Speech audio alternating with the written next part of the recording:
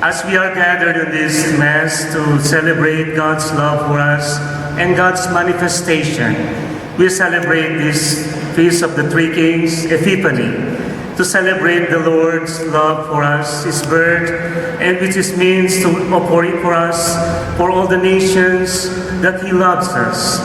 The Lord God is all for us, and He saves all people, and His revelation shine forth on everyone.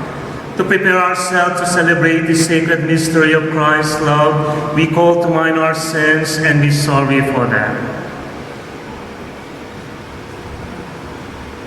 I confess to Almighty God and to you, my brothers and sisters, that I have greatly sinned in my thoughts and in my words, in what I have done and in what I have failed to do, through my fault, through my most grievous fault. Therefore I ask Blessed Mary, ever Virgin, all the angels and saints, and you, my brothers and sisters, to pray for me to the Lord our God. May Almighty God have mercy on us, forgive us our sins, and bring us to life everlasting. Amen. Lord, have mercy. Lord, have mercy.